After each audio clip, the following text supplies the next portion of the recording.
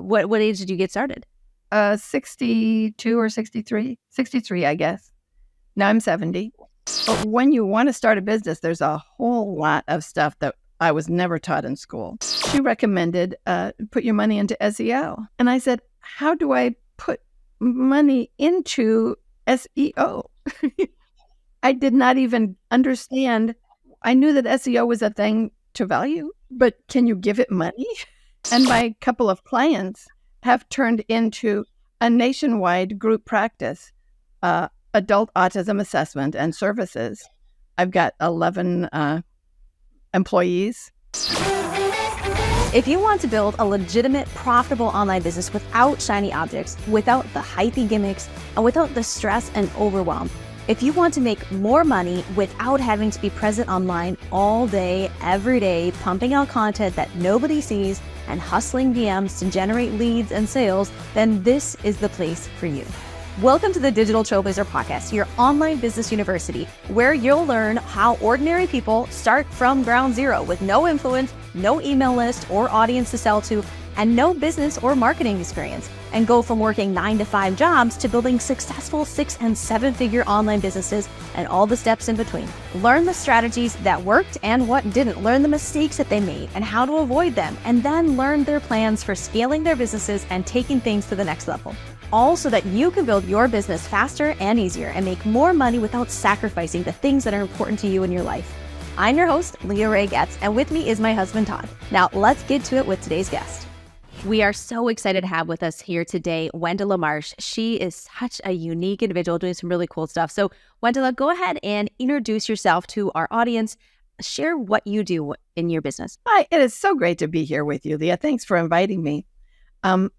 Well, I started late to the whole business world. For 40 years, I had a career in education, and I thought I would just retire and, do retired stuff. But I thought I might write a book, and I thought I might see a couple consultation clients. My field was autism. As it turns out, I've now written 8 books, and I just got a contract from my publisher for the 9th one. And my couple of clients have turned into a nationwide group practice, adult autism assessment and services. I've got 11 employees. Many of them are autistic themselves. I'm not autistic, but my late husband and 2 of our 3 grown children were all late diagnosed autistic people, and that's the people that we serve. Cool. I love to hear of people, like, honestly, the older I get, the more I realize, well, I'm now the age that I remember my mom being, which means I'm going to be my mom's age before I know it. Like, this is all happening really fast. And I love the stories of, like, it's not over. Like, you can have entirely new things and new chapters after retirement. Yes, there's really no limits. One of the problems was, though, that I didn't know much about the business world. When you're in education, you go to your school assignments and everything is taken care of for you. But when you want to start a business, there's a whole lot of stuff that I was never taught in school. So I found mentors, courses, people who know more than I do, mentors, and groups that were specific to my field. So group practice lunch helped me launch. And then as I've continued, I found people who knew what I didn't know yet, and that I could learn those things, or I could hire somebody who knows how to do those things.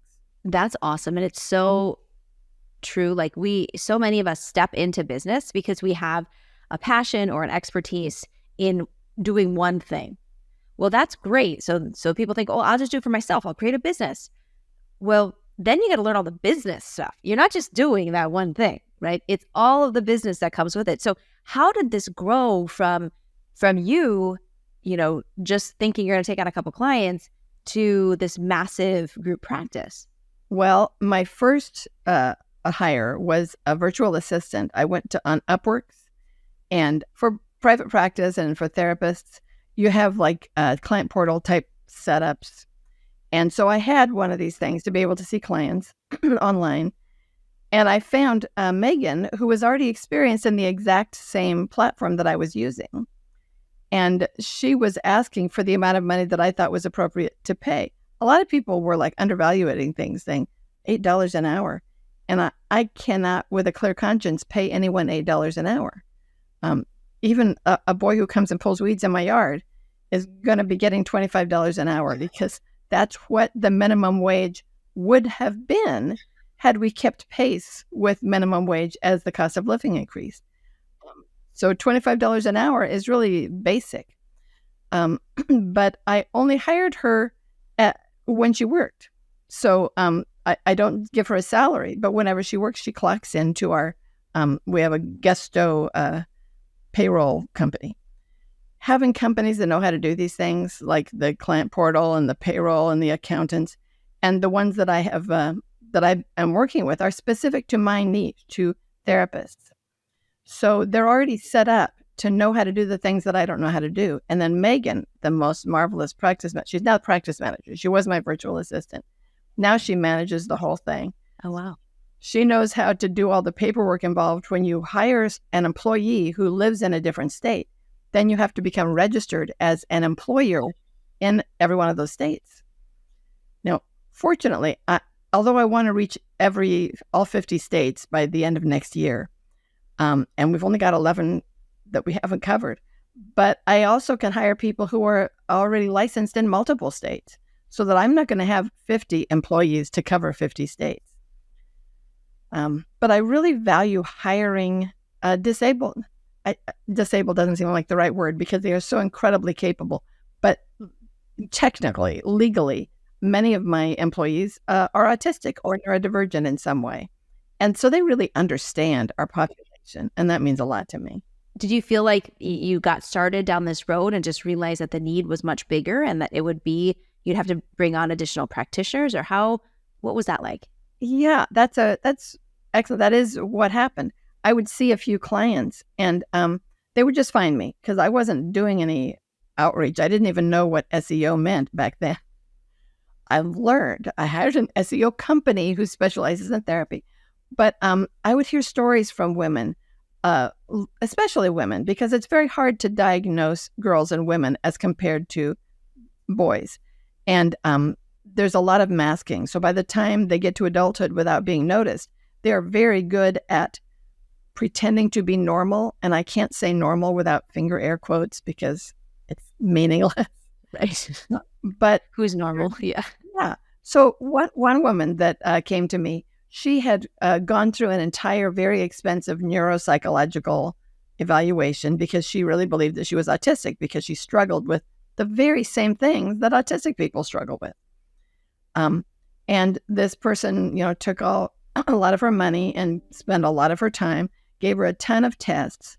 And at the end of it, he said to her, well, all of the tests that you took all say autism, but I'm not going to give you that diagnosis because you have a job and a husband.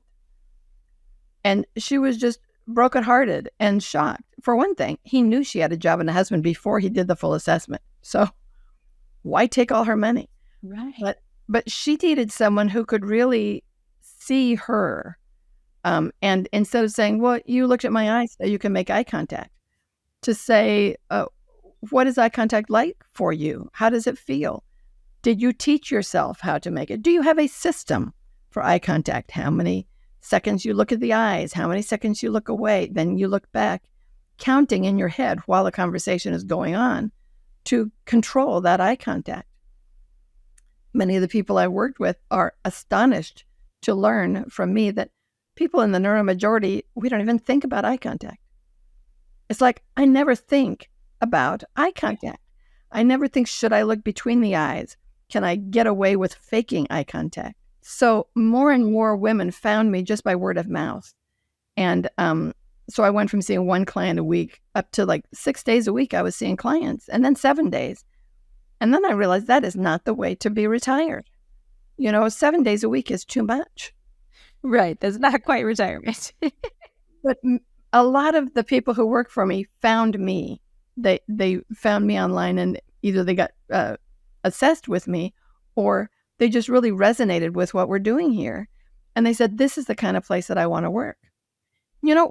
We accept people exactly as they are. If someone needs to stem and do something during a staff meeting, I don't care.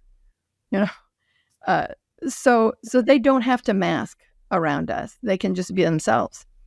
But having people who found me instead of me having to try to find them has really made all the difference in the cohesiveness of our little team. Okay, so you got this going, and it sounds like word of mouth kind of took off for you right out of the gate.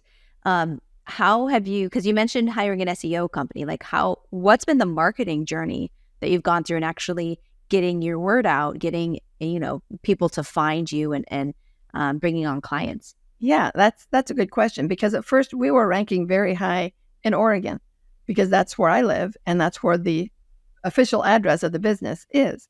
So if people were looking for adult autism assessment in Oregon, they found me.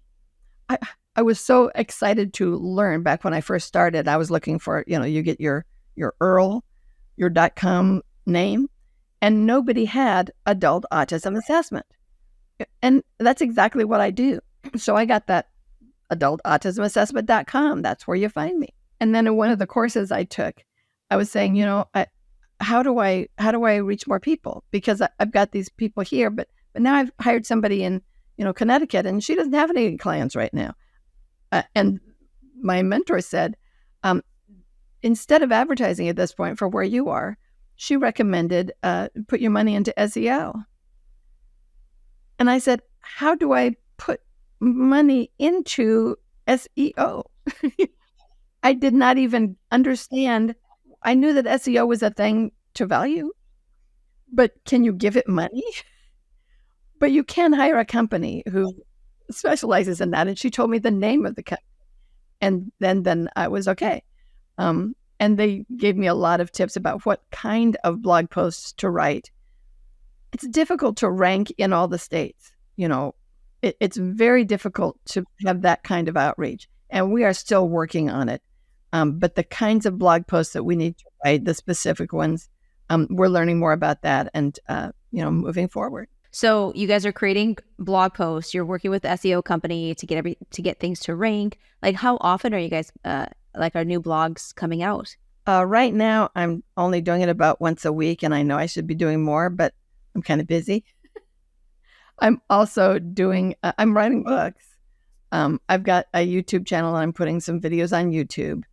I just did one yesterday about one of my books. I'm going on podcasts, which I think is just so much fun. And one of my mentors keeps urging me to make my own podcast.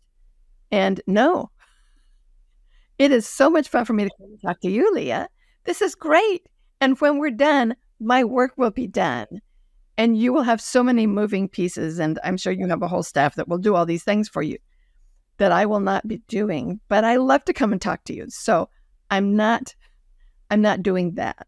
I'm also working with a Tedex coach, preparing, I've got some leads. I don't have a Tedex engagement yet, but that's a goal of mine for the next year. That's a beautiful goal. I have a girlfriend who's looking to become a Tedex coordinator. And then I will definitely put more effort into figuring out that whole process so I can get on that stage. So that's a beautiful thing. That is really a big authority builder to be able to have that little TEDx mark with your alongside your name, plus author of soon to be 9 books, and all after the age of what age did you get started? 62 or 63? 63, I guess. Now I'm 70. Wow. I remember when 70 seemed so old. Perspective. All of the perspective. Now it's just 100%. So I love that. So okay, so you're doing SEO. You've hired and brought on more staff who cover various states. You're working to rank in the states that you're covered in. You're blogging weekly. You're going on podcasts. So when people find you, what's typically their first step? Do you give away freebies and get them on an email list, or what is your flow for bringing on a new client? Okay, well, we do have an email. It's a monthly email, Neurodiversity News. And there's a quiz on my website under contact. I'll just say, when I was a young teenager, this brand new show came out that was just amazing. It was like nothing we'd ever seen. It was called Star Trek. And I just loved that show. And I would make sure that every Friday night I was in front of that TV set because there was no record it to view later. Right.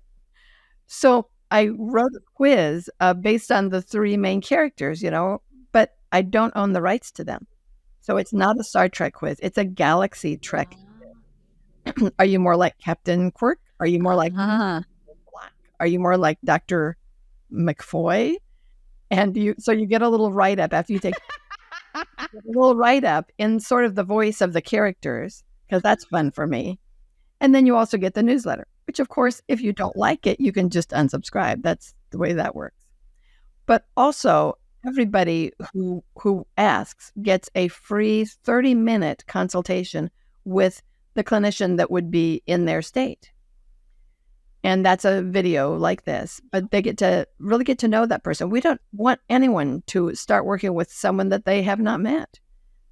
So it's important to us to offer that free consultation. Now, we also have counseling in those states where I have licensed clinicians. We have life coaching across the country, all states. And our life coaches, I know it's not regulated, but all of our life coaches have at least a master's degree and a background in psychology. They're not just, I can be a life coach. I know that there are places where you can get trained. I know you know. And I would urge anyone who wants to hire life coaches to make sure that you're hiring people who know what they're doing, who have the training to be a coach, because there's a lot of power in what coaches have to offer. In the few states where we don't have a licensed clinician, I can offer a behavioral assessment. Because I'm not licensed in every state, I can't do a diagnosis. But I'm a board certified behavior analyst is one of the letters I have after my name. Although I've never practiced as a BCBA, there's a lot of controversy in that field. And by the time I finished the education to get those letters after my name, I no longer liked those letters because many autistic adults feel like they've been perhaps harmed by people in their childhood trying to change their behavior, trying to make them look like typical kids, instead of saying, we value you to be who you are. If you want to flap your hands, that's okay. We're not going to force you to say, quiet hands, you can't move your hands. So BCBA has a bad connotation. But what it does for me is it allows me to do a behavioral assessment, which is almost identical to a diagnostic assessment, except I don't use the word diagnosis. I'm not diagnosing. But if somebody just wants answers, they just want to know if they're autistic and they don't need a legal document to take somewhere, then I'm happy to work with them. But most of the states, we have someone who is licensed to give that diagnosis. So, because I know a lot of people, just knowledge of all of this has improved so much in the general population over the last how many years. And I don't know how many people that I know in my close circle that have wondered or are now pondering, like, I wonder if that's what that is, right? As adults and never dealt with anything as a kid. You just had some extra difficulties as a child, right? That's exactly the people I love to work. I can see you continuing to grow a lot because of the need in the space. So I think that's wonderful. Have you thought about doing like short form vertical video content, like TikTok, Reels, that sort of thing? I have thought about it. I actually have a short video through Telewellness Hub where I made a 30-second video and then they put it on like TV, not regular TV, but I don't even understand. I said, let me work with you. Here's some money. And then I get a report every month of where it's been seen. It's been seen on the whatever network. So I do have some of that. I make YouTube videos because I know how to do that. I'm thinking about those other kinds, but I haven't really done it yet because I'm doing other stuff. But I understand that TikTok is what the younger people are looking for. Yeah. I could definitely, I know that your target audience is there because I randomly come across that content. So there's other people, there's people that are talking about these topics regularly on those platforms. And if a lot of people who are in their 30s and 40s, I think, what is your typical age demographic? I shouldn't assume.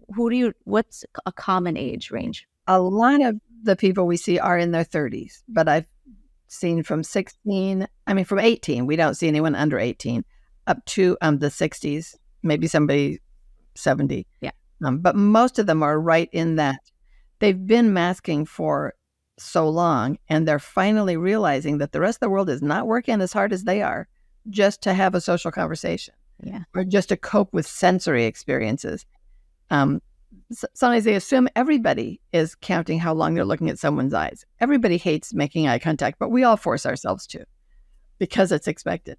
And when they realize that, no, everybody else is not working that hard, it's sort of enlightening to them. And often it's because they've seen somebody on TikTok where they really relate to them. And then the person says, and I'm autistic. And they're going, well, if you're autistic, then maybe I'm autistic.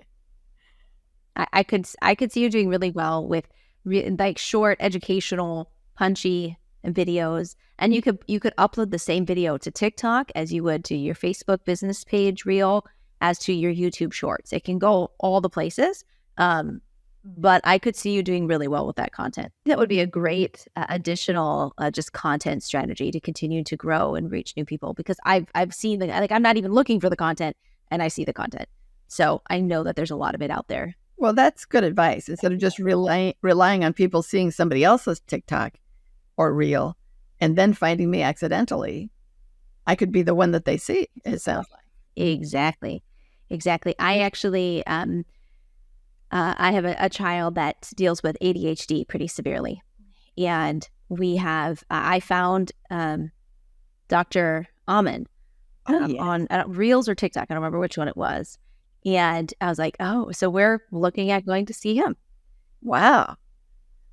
He is a great, I heard him speak many years ago when I was teaching. He came and gave a presentation. He was so impressive. And of course, he's got books. And so good. If you can get in with Dr. Amen, that's wonderful. Yeah. Well, his practice, I guess. Probably not him. Yeah. But he's like the face of their content, and he's driving tons of traffic because it's great content. It's super educational. People are curious. They want to learn more about, how to help themselves, how to help their kids. And so I could definitely see a similar strategy working for you and your practice as well. That is very good advice. I can be the blue-haired old lady face of my practice. Well, thank you so much for sharing your wisdom and your story. How can people find you if they're interested in learning more about what you do? Well, the practice website is adultautismassessment.com. It's all one word. And for my books, it's my full name. Again, all one word. It's wendelawhitcombemarsh.com. That's where my books are. All right. Thank you so much for being with us, Wendela. I think this was very insightful and inspirational discussion, and also just a good lesson on how to get help, how to get started, even when you don't know the way, but be ready to get the help that you need to make success. So thank you so much for being with us. Thank you, Leah. It's been wonderful to be here. You've been listening to the Digital Trailblazer podcast. For show notes and information about today's guest, head to digitaltrailblazer.com. Now, if you love this episode, if you got some value, make sure you leave us a review and subscribe. And be sure to share this episode with anyone you know who could use help to build their business. Thank you for listening, and we'll see you next time.